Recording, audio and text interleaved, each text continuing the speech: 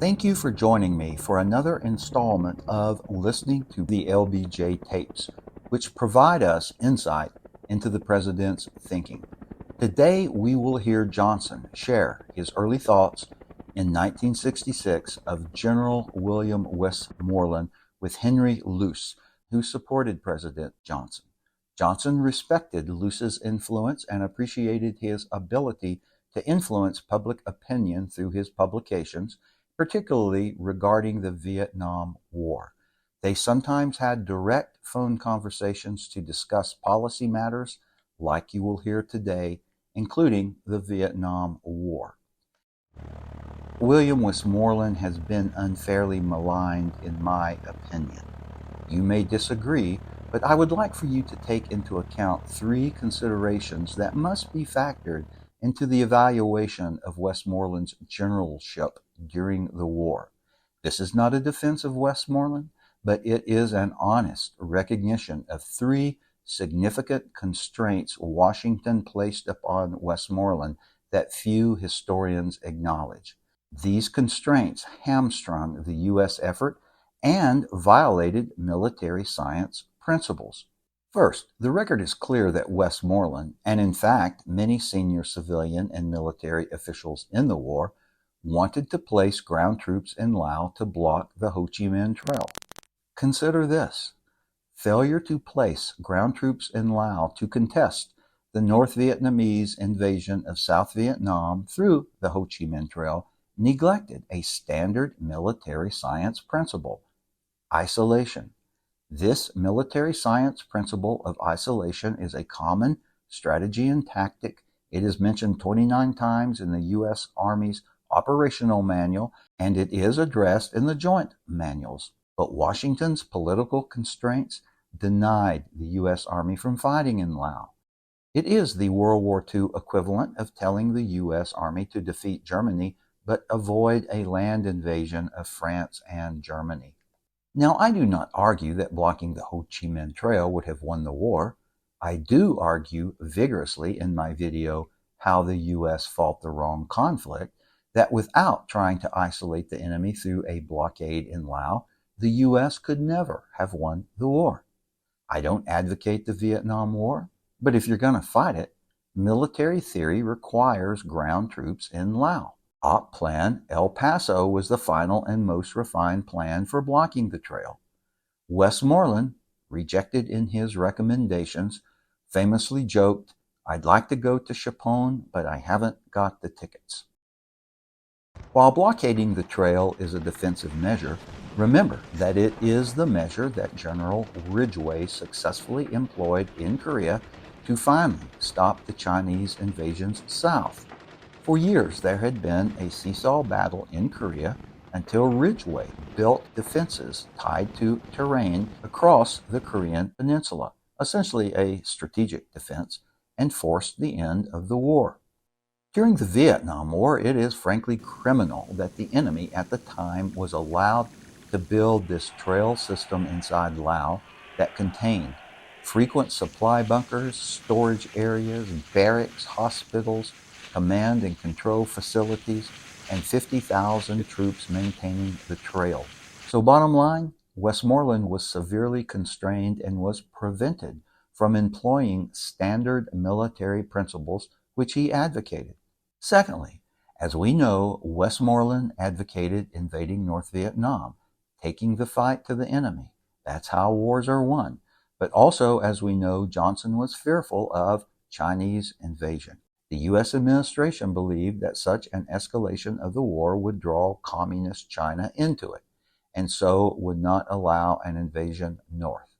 We now know that, in reality, Hanoi was constantly worried about the potential American assault above the 17th parallel, and in fact, Bui Tin, the North Vietnamese officer who took the South Vietnamese surrender and later left Vietnam disillusioned and became a U.S. ally, wrote that a U.S. invasion of the North would have most likely led to a withdrawal of NVA troops from South Vietnam. Third, Washington failed in its military effort again by not creating a theater command like that which was done in World War II, instead allowing the ambassadors in Cambodia and Laos to run their own wars. Hence, Westmoreland's nickname for Ambassador Sullivan, the Field Marshal. Of course, the ambassadors, particularly Sullivan, did not want a Department of Defense theater command, because that would have meant MAC-V would be calling the shots in their country and not the ambassadors.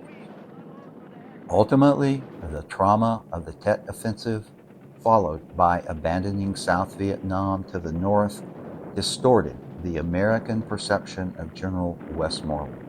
He is still negatively evaluated through the prism of the Vietnam War's final outcome, despite his lack of influence upon it, and in complete isolation from the facts, often to the level of a veiled attempt at character assassination, as Louis Sorley's book, Westmoreland, the General Who Lost Vietnam, is rightly called.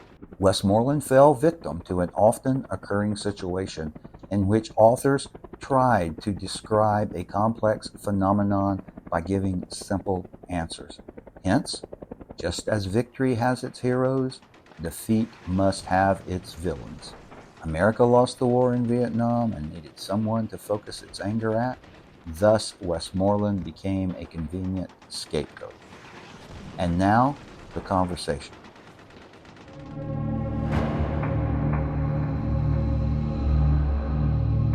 I spent a lot of time with Westmoreland because this thing was worrying me, and I needed to know him pretty well. And I came away feeling very good so far as he's concerned. He is a master strategist, and he has a social consciousness that makes him worthy of the highest responsibilities. I think he's doing a rather exceptional job if we can do as good a job here. Yeah.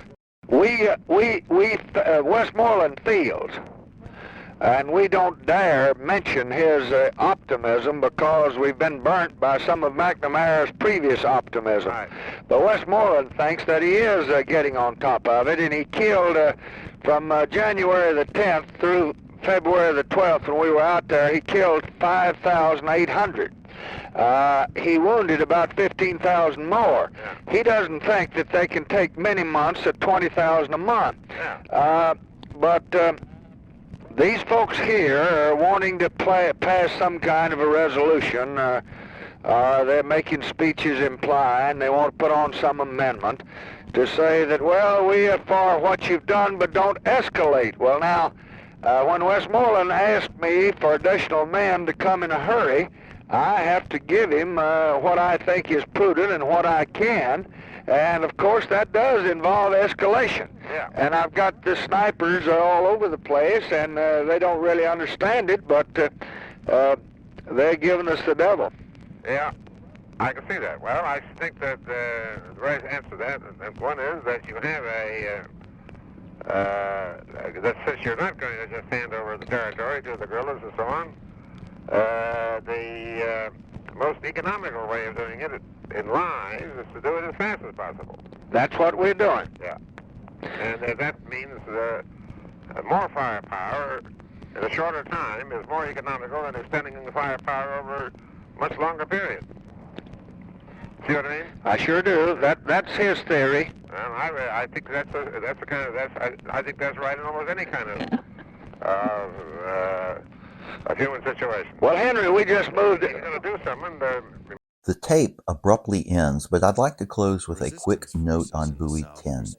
Disillusioned with the Vietnamese communist rulers with whom he had fought against both France and the U.S., he left Vietnam in 1990, became a vocal critic of the regime and a friend of the U.S., and famously gave a Wall Street Journal interview, wrote a book which you can buy, appears in Stanley Carnell's book, testified before the U.S. Congress, and appeared in at least one PBS documentary. I credit him with perhaps the most witty one-liner of the war.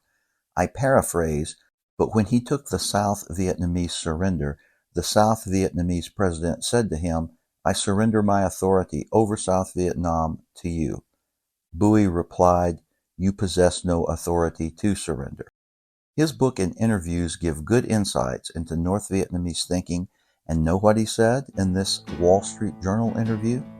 Many interesting things, but perhaps the most. When asked, how could the Americans have won the war? He replied, cut the Ho Chi Minh Trail inside Laos. If Johnson granted Westmoreland's request to enter Laos and block the Ho Chi Minh Trail, Hanoi could not have won the war. And if this topic of an operation to block the Ho Chi Minh Trail in Laos interests you, please watch my video, Vietnam War, How the U.S. Fought the Wrong Conflict. As always, thank you so much for watching, and please check out my other videos.